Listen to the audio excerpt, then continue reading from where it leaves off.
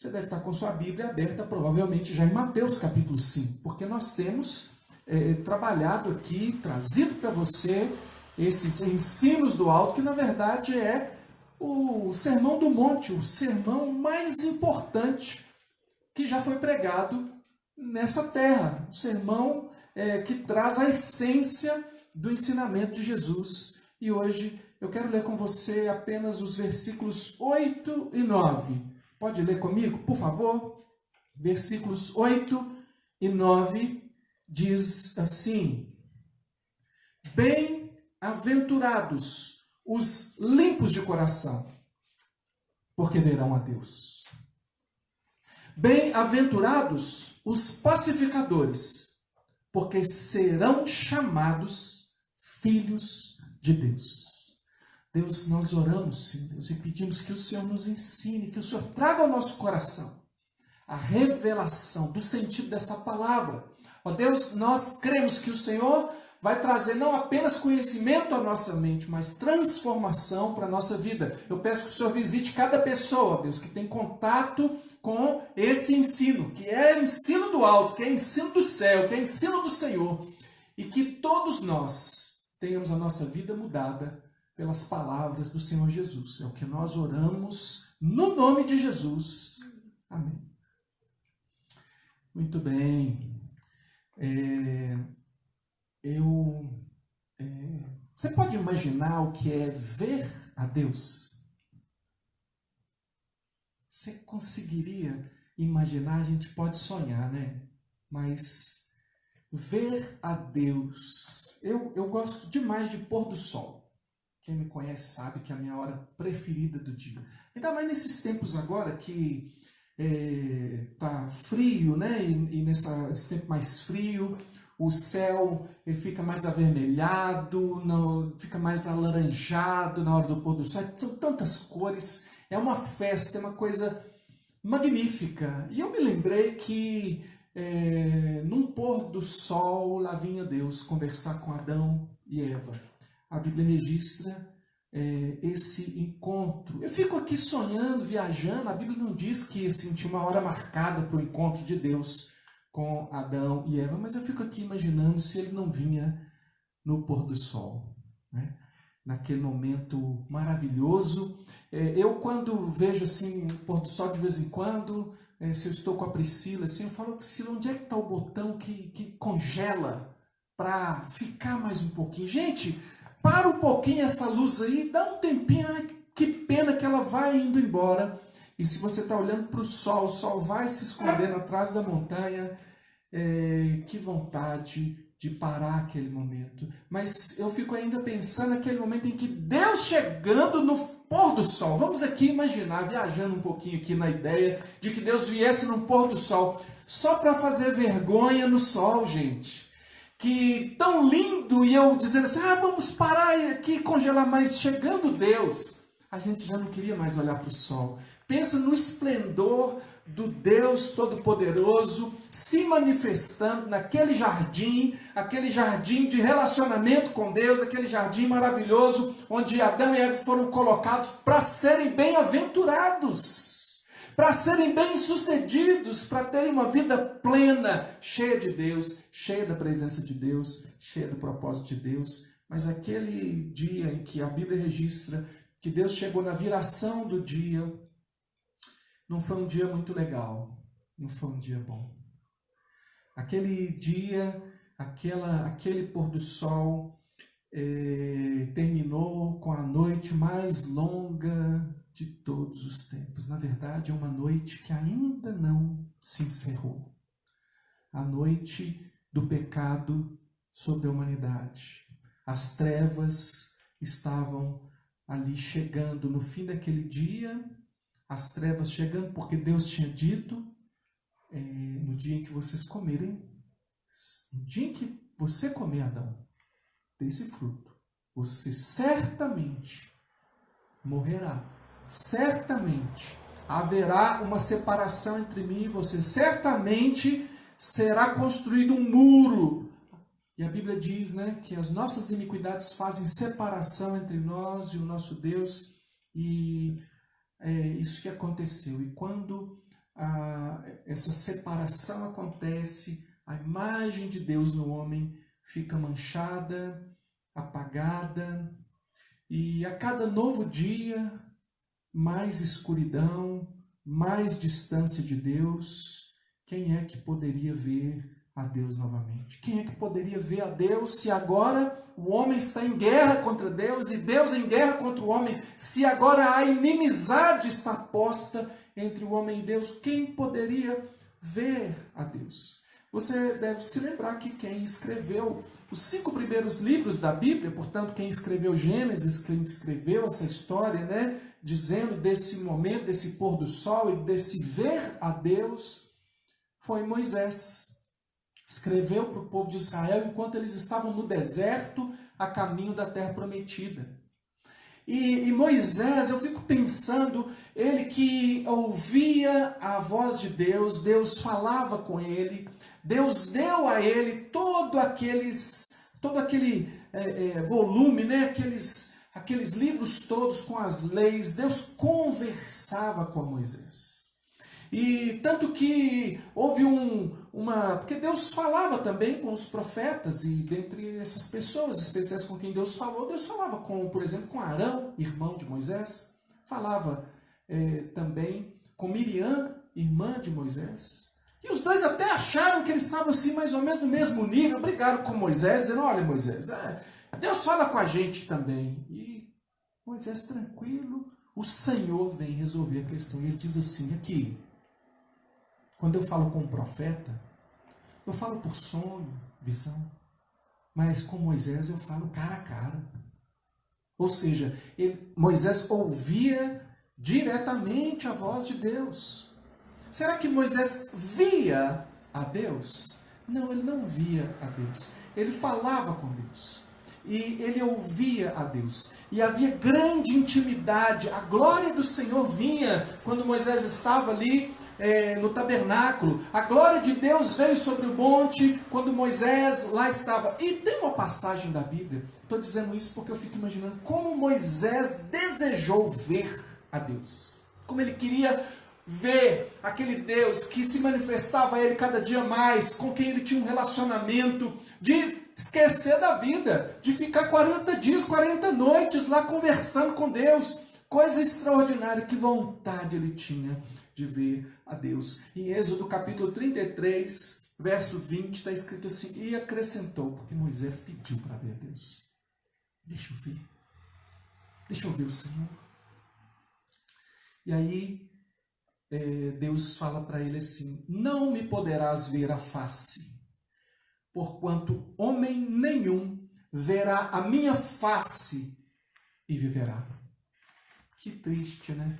Moisés ouvia Deus, tinha um relacionamento com Deus diferenciado do restante de todas as pessoas na terra naquele momento. E Deus diz: ninguém pode ver a minha face. Não dá, Moisés. Nem para você. Não dá para você me ver. Ninguém vai ver a minha face e viver. Mas Deus ainda dá uma esperança para Moisés, né? O verso 21 diz assim: disse mais o Senhor: eis aqui um lugar junto de mim, e tu estarás sobre a penha. Quando passar a minha glória, eu te porei numa fenda da penha e com a mão te cobrirei, até que eu tenha passado. Depois, em tirando eu a mão, tu me verás pelas costas, mas a minha face não se verá. Moisés viu de uma forma parcial, né?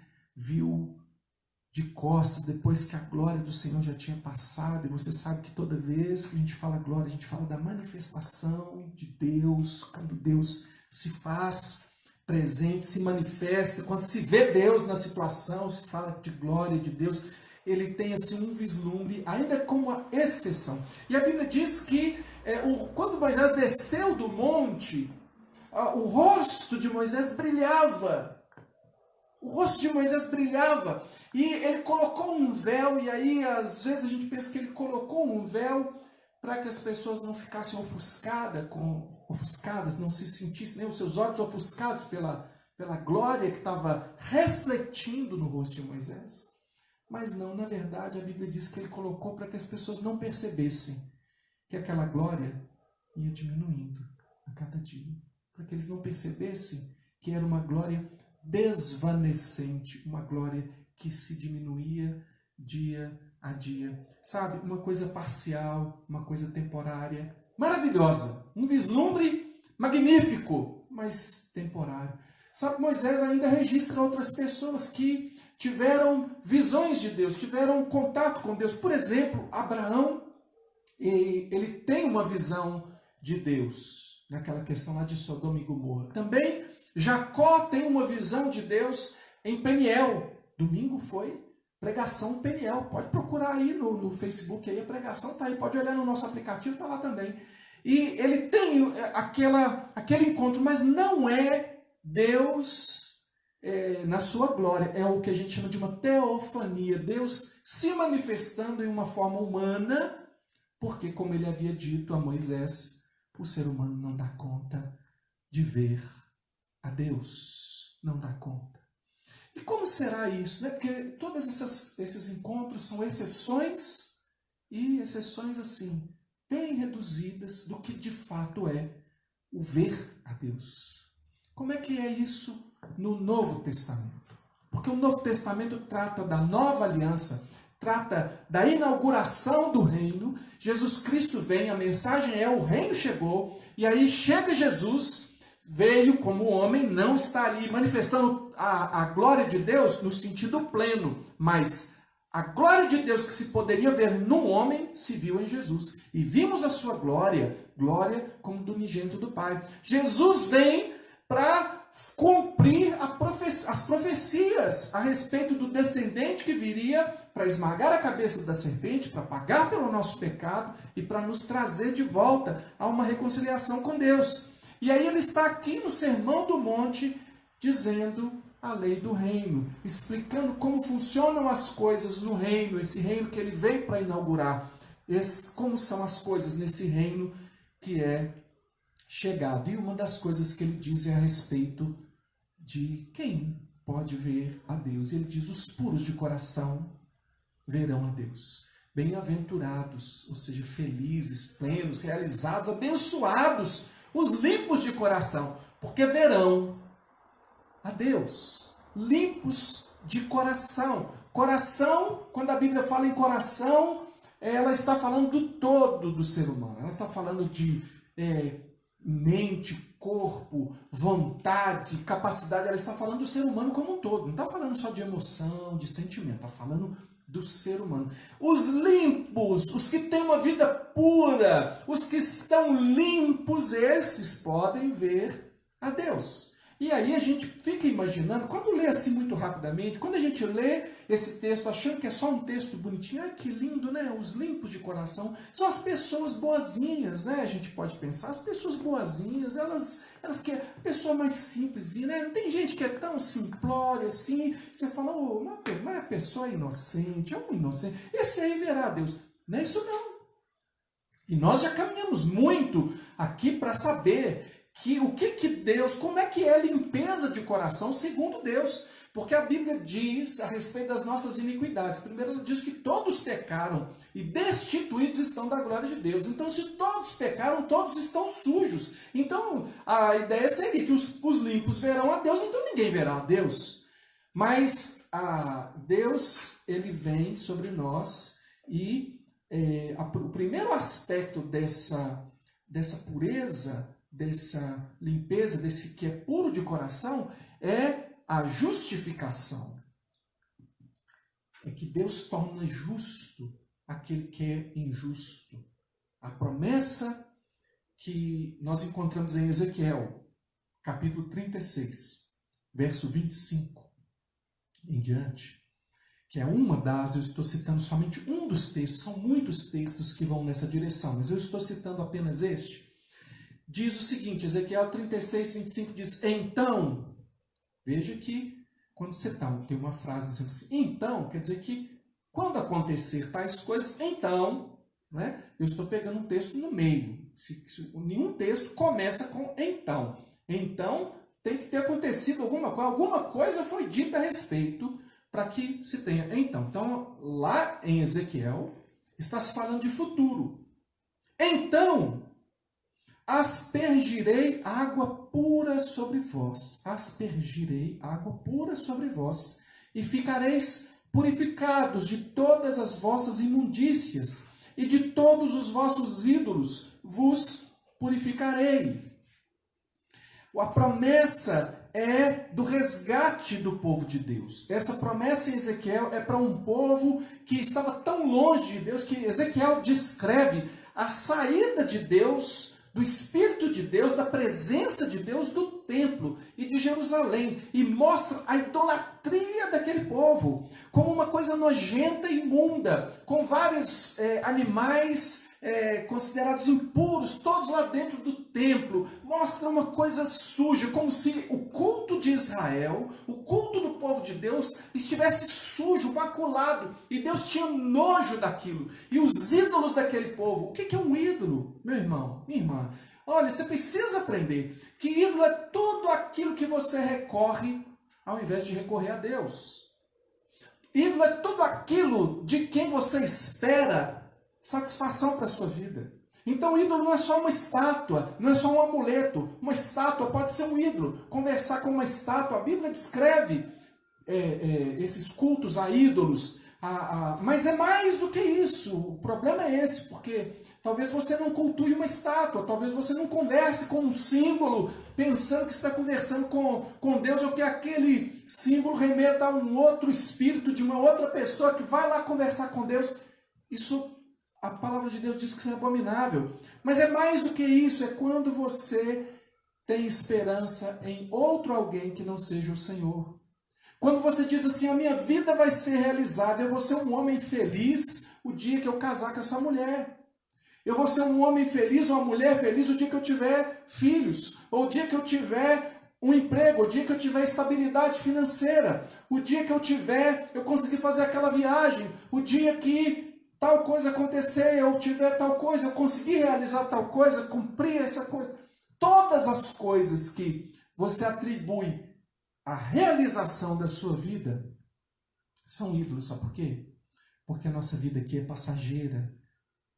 O que nós estamos vivendo aqui é pequeno demais comparado com a eternidade. A Bíblia diz que os anos do ser humano sobem a 70 anos, máximo lá uns 80. Canseiro, enfado, quem está aí com 80 e tudo, pode estar firmão aí, mas não é mais os 40, não é os 30, não é os 20. É cansativo, é pesado, mas nós vivemos para um reino que é eterno. Então, tudo aquilo que você se agarra nessa terra como sendo a fonte da sua alegria, isso é ídolo, e isso é pecado, e isso te desvia do Senhor. E o Senhor Jesus se manifestou para mostrar para você que há um caminho, e esse caminho é Jesus, no qual você tem felicidade e realização independente das suas posses, independente das suas conquistas, independente da sua saúde, independente se você está no Brasil, nos Estados Unidos, na China, onde quer que você esteja, independente de qualquer coisa, você se torna filho de Deus. Ele veio para os que eram seus, os seus não receberam, mas a todos quantos o receberam, deu-lhes o poder de serem feitos filhos de Deus. É disso que nós estamos falando, vida eterna, vida transformada, sentido para a vida agora. Todas essas coisas são boas. Você pode querer casar, você pode querer ter filhos, você pode querer estudar, você pode querer viajar, não é problema. O problema é quando você acha que é nessas realizações que está a sua felicidade. E tem gente que acha que Deus serve para isso, para conseguir as coisas para você. E aí está tudo errado. Pois é, mas Deus diz aqui que chegaria o tempo em que ele ia aspergir água sobre o povo. Ele ia lavar. Os rituais de purificação no Velho Testamento, muitos deles têm água sendo aspergida, ou sangue sendo aspergido. É por isso, curiosidade, né, que a igreja presbiteriana batiza por aspersão. É relativo. Os rituais de purificação sempre foram por aspersão, mas isso é conversa para outro dia, tá bom?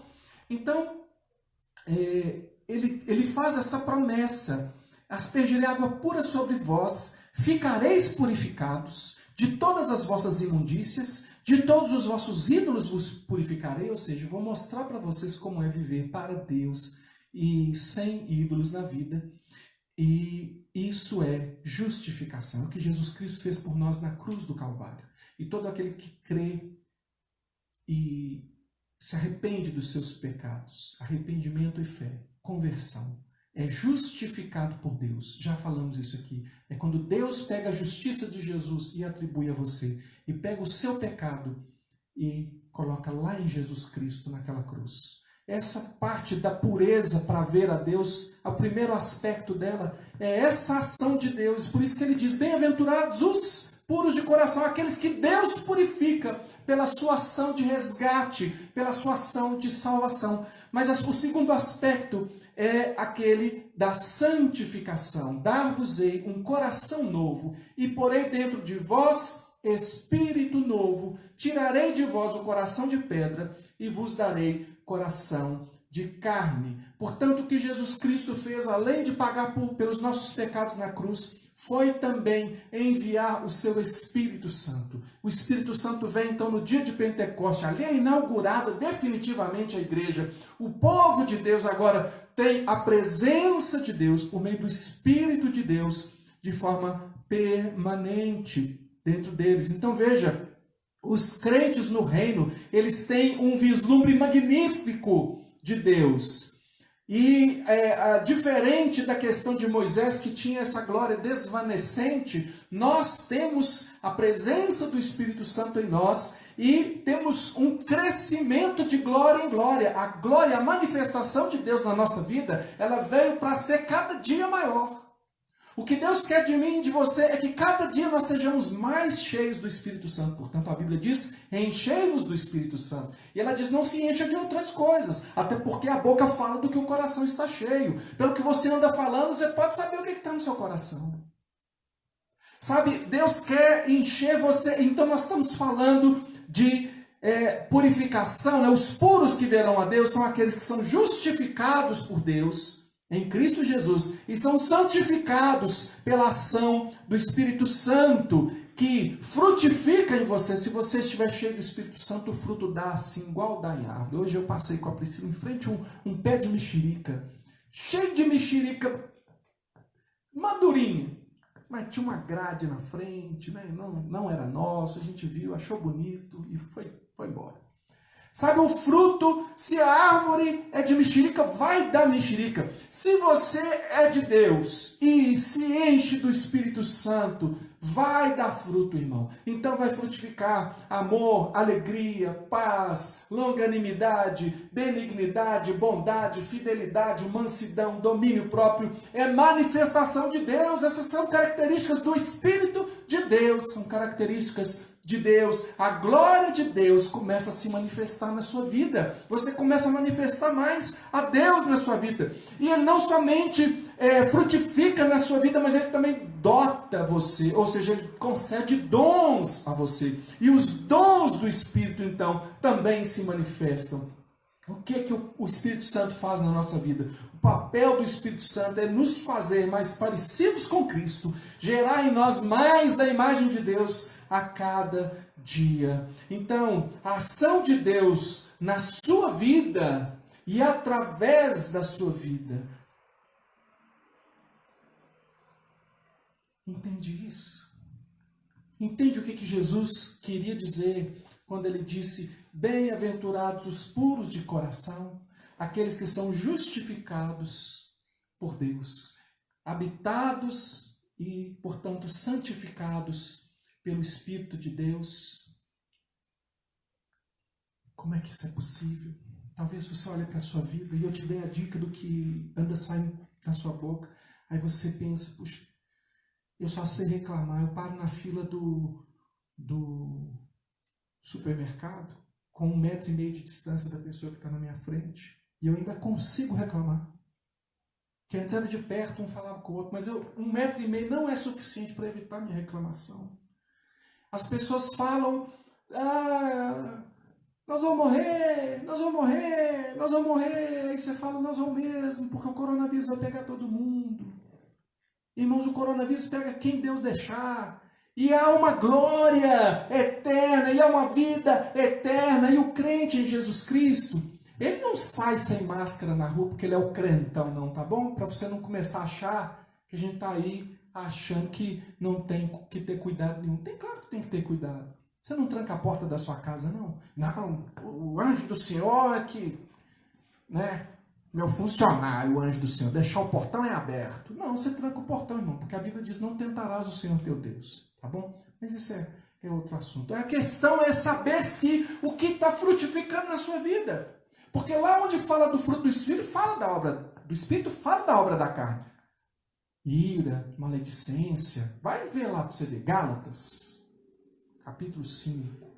Dá uma olhada. Então você de repente olha e fala assim, mas eu creio em Jesus Cristo, eu fui justificado por Cristo. Mas irmão, talvez a santificação não está legal. E sabe quem que no seu relacionamento com Deus descobriu muitas coisas, foi até orientado pelo Espírito Santo de Deus a respeito de como ter uma vida cheia do Espírito de Deus, cheia de Deus? E teve um vislumbre de quem é que pode ver o Senhor? Asaf era um cantor, irmão. Asaf era um compositor. E vários salmos foram compostos por Asaf. Asaf, no Salmo 24, ele faz a pergunta, versos 3 em diante: quem subirá ao monte do Senhor?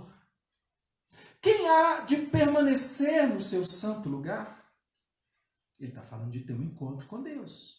Ele está falando de ver a Deus. Quem? Quem subirá ao monte e terá esse relacionamento com Deus? Quem? O que é limpo de mãos e puro de coração. O puro de coração verá a Deus. O Asaf já tinha falado.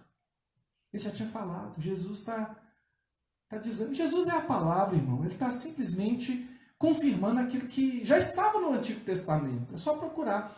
Os limpos de coração, que não entrega sua alma à falsidade, nem jura dolosamente. Este obterá do Senhor a bênção e a justiça do Deus da sua salvação. Tal é a geração dos que o buscam, dos que buscam a face do Deus de Jacó. Ele está falando de buscar a face de Deus. Ele está falando de integridade, compromisso, desejo por Deus. Desejar só uma coisa. Senhor, só uma coisa eu te peço. Só uma coisa eu desejo. E eu buscarei habitar na tua presença. Ah, mas no templo? Não. Eu sou o templo, Então como é isso agora? Ah, Senhor, agora no Novo Testamento, só um desejo eu tenho: ser habitado pelo Espírito do Senhor. Que o Espírito do Senhor tenha o controle da minha vida, tenha o controle dos meus pensamentos, tenha o controle das minhas atitudes, me oriente nas minhas decisões. Esse é o meu desejo. Eu sou intransigente quanto a isso, na minha dedicação a Cristo, na minha dedicação à vontade de Deus. O meu coração precisa, eu quero que ele esteja perto de Deus. Por quê? Porque eu fui purificado por Deus, perdoado por Ele. E porque eu fui purificado, eu fui reconciliado com Deus. E eu passei a ter paz com Deus. E eu não tenho mais guerra com Deus. E eu tenho agora relacionamento com Deus. E porque eu tenho relacionamento, fui reconciliado e tenho paz com Deus. Eu preciso necessariamente ser um pacificador. Os pacificadores serão chamados filhos de Deus.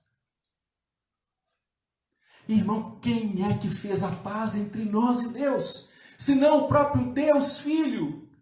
O Filho de Deus é o nosso pacificador, é o grande pacificador entre Deus e o homem. Jesus precisou aceitar sobre si toda a nossa culpa. Ele satisfez completamente, ele aplacou completamente a ira de Deus. Não foi com uma oração que Jesus Cristo aplacou a ira de Deus. Mesmo que lá no monte ele estivesse orando e dizendo: se é possível, Pai, passa de mim esse cálice, contudo não seja feita a minha vontade, mas a tua. A ira de Deus, a promessa de Deus a respeito do pecado humano foi a morte, e Deus não volta atrás nas suas palavras. Porque Deus é santo, Ele não admite o pecado, e o pecado sempre produzirá morte, e mais do que morte física, morte espiritual, separação eterna de Deus, inferno, tormento eterno. Mas Jesus Cristo é o grande pacificador, o Filho de Deus é o pacificador. E Ele fez então a oferta pelo pecado, Ele foi a oferta. 2 Coríntios 5,18 diz assim, 18 e 19, ora, tudo provém de Deus, que nos reconciliou consigo mesmo, por meio de Cristo, e nos deu o ministério da reconciliação, a saber, que Deus estava em Cristo, reconciliando consigo o mundo, não imputando aos homens as suas transgressões, e nos confiou a palavra da reconciliação. Ele nos confiou, entregou a nós em confiança a palavra da reconciliação, a palavra da reconciliação do homem com Deus, que por meio do sacrifício de Jesus Cristo, os homens podem deixar de ser inimigos de Deus e passarem a ser amigos de Deus. É uma das expressões. Servo de Deus é uma das expressões. Mas filho de Deus, os pacificadores serão chamados filhos de Deus. O Filho, o Deus Filho, cumpriu a sua parte na missão e entregou para nós a nossa. E aí, quando ele faz isso, quando ele morre na cruz pelos nossos pecados, ele deixa de ser unicamente o unigênito de Deus para ser o primogênito dentre muitos irmãos. Ele passa a ser o primogênito. Por quê? Porque agora tem eu, tem você, tem todos aqueles que creem no Senhor, que foram então reconciliados com Deus por meio do sangue de Jesus Cristo. Então, reconciliados, filhos reconciliam. O Filho reconciliou, filhos reconciliam. Os que reconciliam são filhos. Bem-aventurados os pacificadores, ou seja, os reconciliadores, porque serão chamados filhos de Deus. Os que, filhos reconciliam, os que reconciliam são filhos. Eu lembro de uma propaganda antiga que chamava o dilema de Tostines. Era um biscoito, e eles diziam que era um biscoito que estava sempre fresquinho. Essa era a propaganda. E aí eles diziam, este é o dilema de Tostines. Ele está sempre fresquinho porque vem demais? Ou vem demais porque está sempre fresquinho? Você é um pacificador porque você foi pacificado? Ou você é pacificado porque é pacificador? Você foi reconciliado, então se torna um reconciliador? Porque a Bíblia diz que os reconciliadores, ou seja, os pacificadores, são filhos. Você é filho porque você reconcilia? Ou você, porque foi reconciliado, é um reconciliador? É uma mistura, é tudo ao mesmo tempo. Filhos reconciliam. Você tem uma missão, nós não podemos abrir mão dessa missão de reconciliar os homens, porque os filhos de Deus são pacificadores. Às vezes você acha, mas é aquela pessoa que acaba com as brigas, é aquela pessoa, né, que também. Por que também? Você achou que eu ia dizer que não era, né? Mas é também, sabe por quê? Porque ainda, irmãos, essa glória em nós não está perfeita. Ela ainda é crescente, mas ainda há pecado entre nós. E às vezes irmãos brigam com irmãos. E às vezes a unidade da igreja é atrapalhada. Às vezes o irmão não preza pela integridade e a salvação do outro irmão, porque discorda. Isso acontece dentro das casas. Há maridos discordando pecaminosamente. Ter ideias diferentes podemos ter. E em amor podemos resolver todos os nossos problemas, todas as nossas questões. Mas há pessoas perversamente rejeitando uns aos outros, dentro de casa ou dentro da igreja. E aí a Bíblia diz que os filhos lutam pela paz e reconciliam uns aos outros. Efésios 4, 2, 3 diz: com toda humildade e mansidão, com longanimidade, suportando-vos uns aos outros, ou seja, dando suporte uns aos outros e suportando mesmo, porque às vezes a gente é muito chato. Em amor, esforçando-vos diligentemente por preservar a unidade do Espírito no vínculo da paz. Nós pregamos o Evangelho para que as pessoas se convertam. E depois nós ensinamos essas pessoas a manter comunhão uns com os outros. Sabe como é que chama isso? Evangelismo e discipulado. É o que nós fazemos nos nossos pequenos grupos, é o que estamos fazendo aqui agora, evangelizando, discipulando, cuidando. Se você rejeita isso, eu vou te dizer uma coisa: a gente não pode rejeitar uma parte do Evangelho e ficar com a outra. Essa parte que eu não gosto. Mas essa aqui, puxa, bem-aventurados, filhos de Deus, gostei, verei a Deus. Eu quero ver Deus no pôr do sol, quero ver. Se você não for um pacificador, não é filho. Não vai ser chamado de filho, não. Não se engana, não. Pensa no que você está fazendo, pensa na atitude que você está tomando. Pensa o que está saindo de dentro de você. Pensa que talvez você está precisando se arrepender dos seus pecados, pedir a Deus perdão. Talvez você nunca tenha pensado nisso até agora, mas agora pensou que você precisa de reconciliação. Deixa eu te contar uma coisa. Vai haver um desfecho de todas as coisas. Vai ter um novo encontro ao pôr do sol da história. Essa história passageira nossa aqui, porque a história com Deus nunca termina. Mas a história humana vai ter um pôr do sol, vai ter um final. E a promessa para os filhos, seja filho, a promessa para os filhos é a seguinte: 1 Coríntios 13, verso 12. Porque agora vemos como em espelho, obscuramente, então veremos face a face. Agora conheço em parte, então conhecerei como também sou conhecido. O que nos aguarda na eternidade é incomparavelmente melhor e maior do que tudo de melhor que você já experimentou de Deus na sua vida.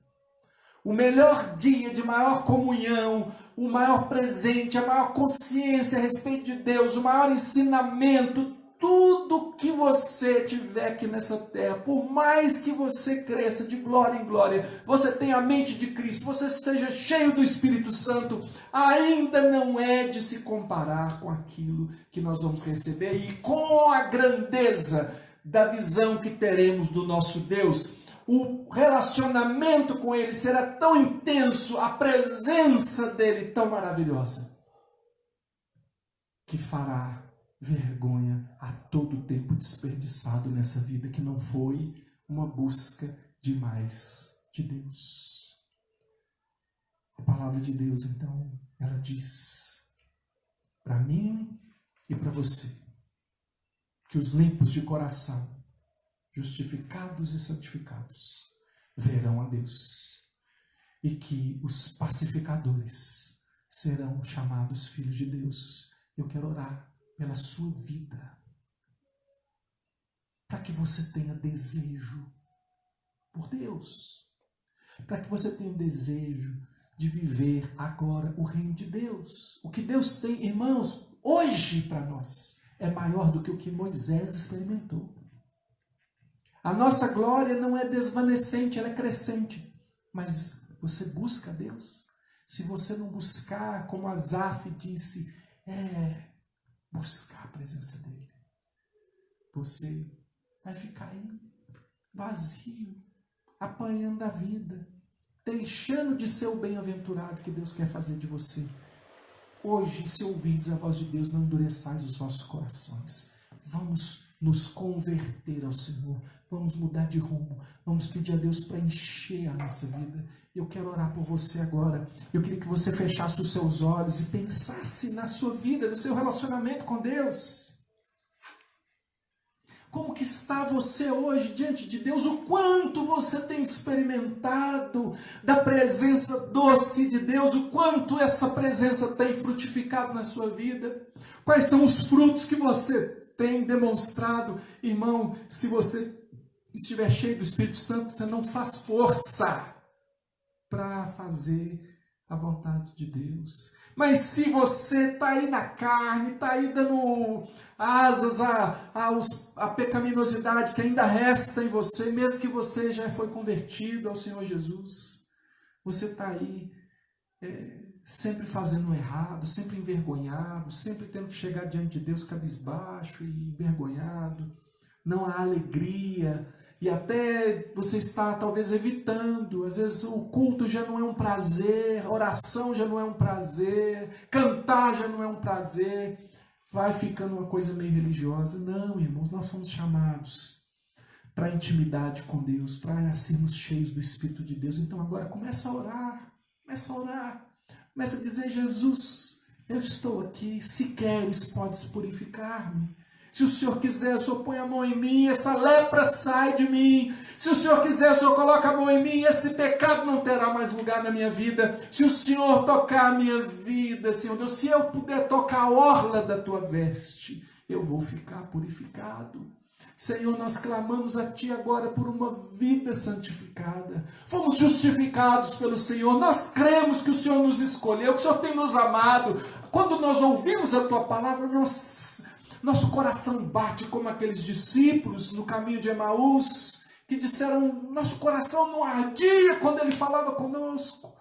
O nosso coração arde, Senhor Deus, quando nós ouvimos a Tua voz, mas nós precisamos, Senhor Deus, desejar a voz do Senhor quando não estamos ouvindo nada. Quando é só o tumulto do mundo, nós precisamos ver, Senhor Deus, quando as pedradas forem lançadas, nós temos que ter a visão de Estevão e conseguir ver o Senhor de pé, ao lado de Deus Pai. Nós temos que olhar e ver que o céu é uma proposta para nós, que quem fez a proposta, na verdade, fez uma promessa, e ela é certeira, e ninguém pode nos tirar das mãos do Senhor. Nós queremos esse Espírito que foi doado, sem medida, Senhor Deus, o Espírito que ressuscitou Jesus Cristo no terceiro dia, é o Espírito que foi concedido à igreja. Nós queremos ser cheios do Teu Espírito, cheios do Teu poder. Nós queremos viver para a Tua glória, e manifestando a Tua glória, nós queremos mais de Deus. Senhor, enche-nos do Teu Espírito Santo. Senhor Deus, quando nós retornarmos a nos encontrar, nós não vamos ver uma igreja cabisbaixa, nós não vamos sim nos encontrar com uma igreja que se arrasta, mas nós vamos nos encontrar com uma igreja que tem sede de Deus, uma igreja que celebra Deus, uma igreja que está cheia do poder de Deus, uma igreja que evangeliza a tempo e fora de tempo, em tempo de pandemia ou sem pandemia, seja como for, nós temos a palavra da reconciliação e nós vamos anunciar que há paz em Deus, que há paz através de Cristo Jesus, e que todo aquele que crê em Jesus Cristo será salvo. Deus, ajuda-nos a confessar o Senhor e ajudar as pessoas a confessar a Ti. Deus, visita cada pessoa agora na sua dificuldade, no seu problema, no seu momento de vida, ó Deus, e de uma glória menor, leva-o a uma glória maior. De um relacionamento fraco, leva-o a um relacionamento mais forte, de menos intenso para mais intenso. Mais de Deus na nossa vida, na vida de todos nós. Enche-nos da Tua presença e da alegria do Teu Espírito Santo. Abençoa o Teu povo, Senhor. Que a graça do Senhor Jesus, que o amor de Deus, o nosso Pai, e a comunhão do Espírito do Senhor seja sobre todos nós, agora e sempre. Amém. Amém. Deus abençoe sua vida. Domingo, de volta ao Gênesis, uma palavra de Deus para edificar o seu coração. Culto 10h30 da manhã e 18h30, a gente se encontra. Baixa o aplicativo, aproveita o que nós temos colocado lá para você. Olha, tem muita coisa, não fique parado. Ore, se encha de Deus. Deus abençoe.